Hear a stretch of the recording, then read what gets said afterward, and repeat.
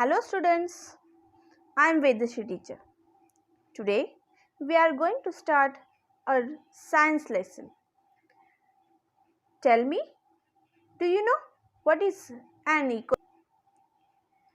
An ecosystem includes all of the living things, that is plants and animals and organisms in a given area, interacting with each other and also with their non-living environment, that is weather, earth, sun, soil, climate and atmosphere. Ecosystems are the foundation of the biosphere and they determine the health of the entire earth system. Ecosystem simply means ecological systems. Ecology is the study of ecosystem. Students, can you see this picture? The given picture is of ecosystem of that water. In an ecosystem, each organism has its own role to play. Consider a small puddle at the back of your home.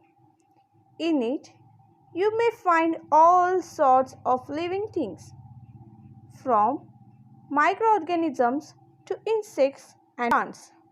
These may depend on non-living things like water, sunlight, turbulence in the puddle, temperature, atmospheric pressure, and even nutrients in the water for life. This is also one different ecosystem. Like that, we people also lived in an ecosystem. So, today we are going to see a new chapter. It is related to your science subject and it will be very helpful for your examination. Let's see. Lesson number 7, Energy Flow in Ecosystem. Let's start with introduction. The first main thing is the factors related to ecosystem. There are two types of factors present in ecosystem. First one is living things and second one is non-living things. Tell me example of living things. For example, plants, animals, microorganisms, etc. And tell me examples of non-living things. That is water, sand, rocks and all. Now we'll see it in detail. First, we'll see the living things. Biotic factors, for example, plants, insects. Biotic factor means living things or the factors that can breathe. The animals, the insects, the plants that can breathe. Second one is non-living things. That means abiotic factors. For example, soil, minerals, rock, etc. See this picture carefully. It is a picture of ecosystem. Now, what is an ecosystem? It is a definition. An ecosystem is a community of living organisms in conjunction with the non-living components of their environment interacting as a system. Means this ecosystem plays a work or a role like a system. It consists of organisms, minerals, plants, precipitation, sunlight and all these things. Now we'll see the ecosystem mainly depends on 4 different trophic levels. Means this ecosystem is dependent on these 4 main components. That is primary consumers, that means herbivores. Secondary consumers, that is carnivorous. Apex or top consumers, that is again carnivores. And the next one is mixed consumers, that means omnivores.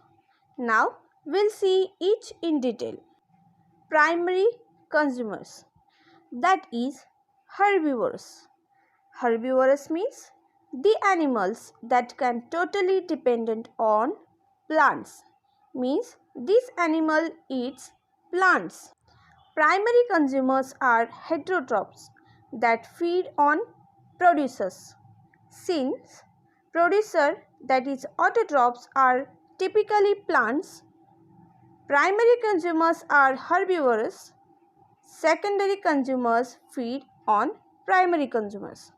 See, in this ecosystem, each and every component is dependent on the other. Means secondary consumers are dependent on primary consumers. Primary consumers are dependent on producers. Producers means plants.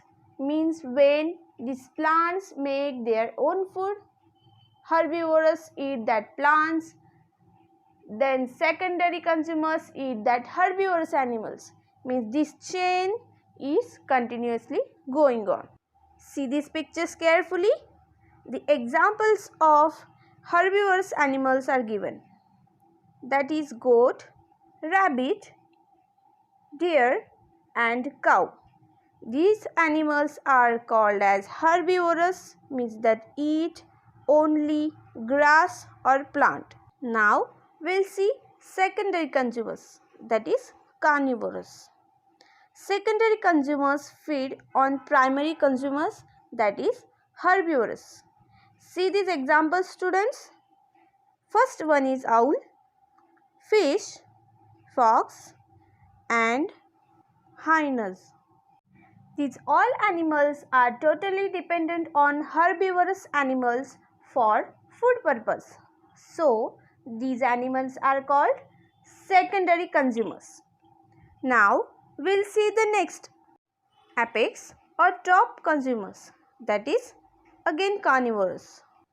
These consumers use herbivorous and carnivorous as their food. No other animal feed on top consumers. See the example. Any animal can feed on these animals? No, because these all animals are top consumers. Means not a single animal can feed on the given animals. Examples are lion, tiger, whale, kite. These all animals are called top consumers. I hope you understand this topic. We'll turn to next topic. Next is mixed consumers or omnivorous. Omnivorous feed on herbivorous and carnivorous. See these examples, students. We people are also the examples of omnivorous. Means some people eat vegetables and some people likes non-veg also. So, we depend on both herbs and non-veg. Like this, the other examples, that is bear, monkey, pig, these all animals are dependent on sometimes plants also or sometimes on other animals also. So, these consumers are called mixed consumers or omnivorous. Now, we are going to see our next point, that is food chain.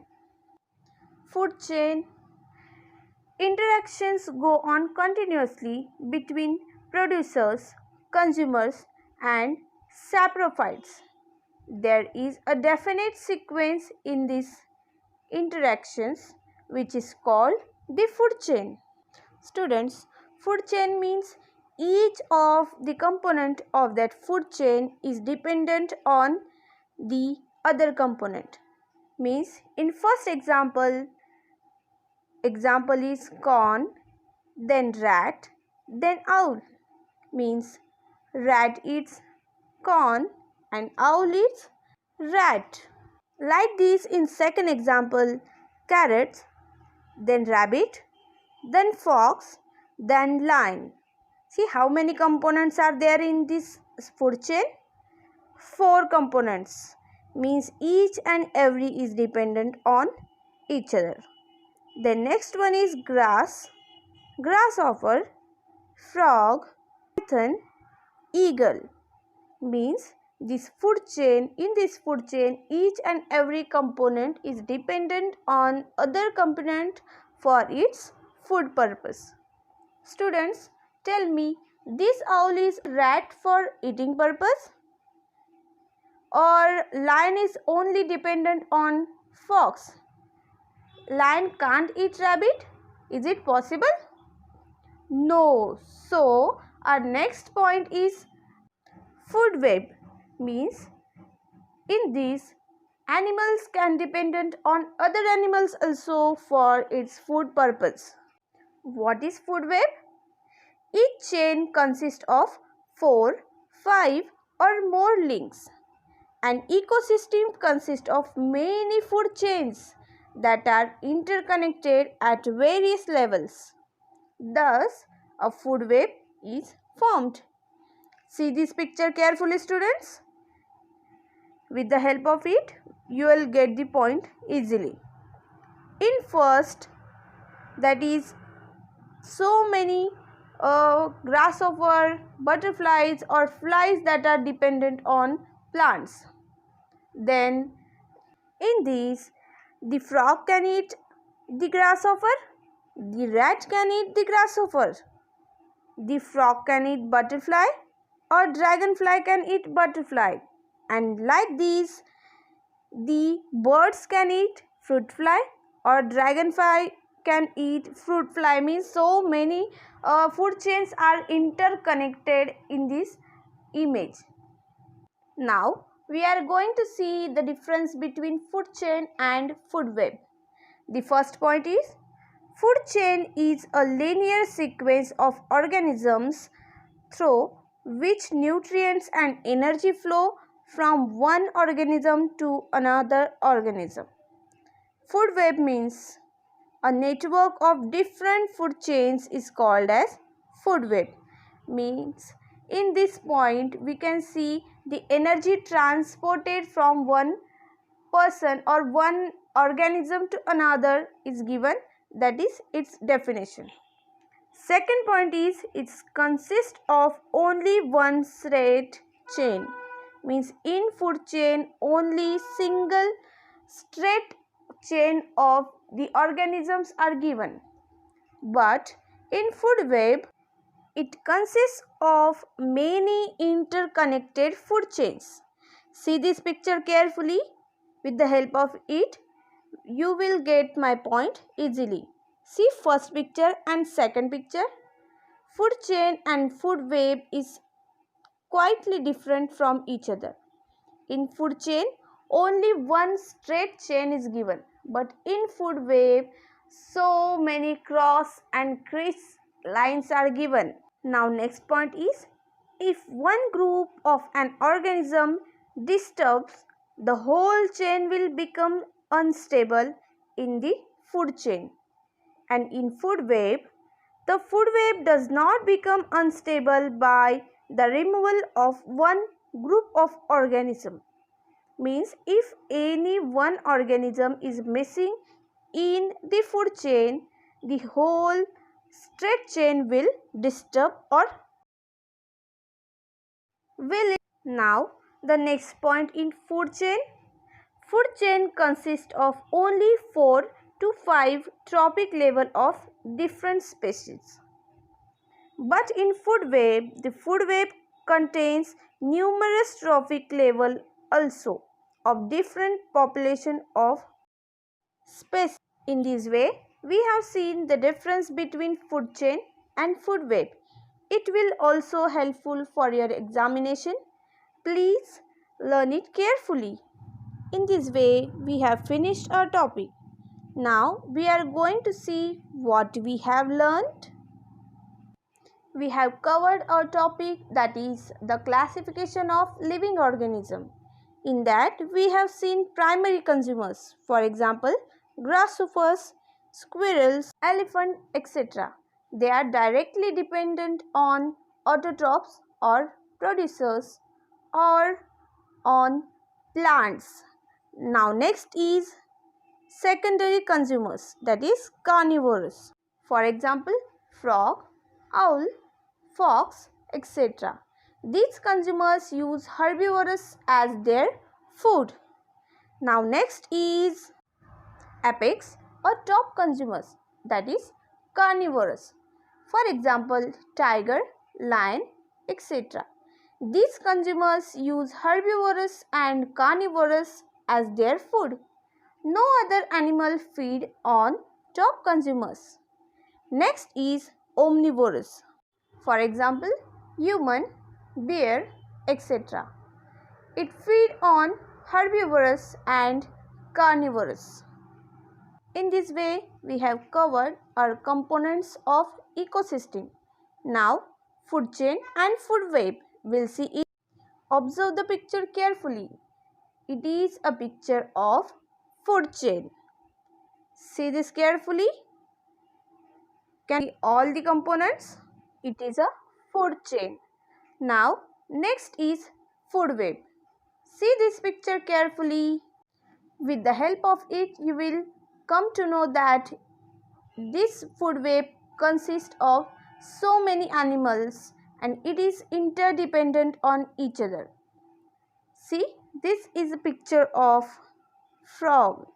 An organism may be the prey for many other organisms, like I told you in the previous food web. For example, an insect feeds upon leaves of various plants, but the same insect is the prey for different animals like frog, wall lizard, birds, etc. It will form an intricate web instead of a linear food chain. If this is to be shown in a figure, see this picture? Such an intricate network is called as food web. It is a food web. In this way, we have seen the 4 components of ecosystem, energy flow in an ecosystem, and food chain and food web. In this way, we have completed our today's topic. Now, I am going to give you homework. Solve it in your notebook. The questions are: first, what is an ecosystem? Explain the 4 components of ecosystem. Second question is: distinguish between food chain and food web. I hope you understand this topic. Thank you, students.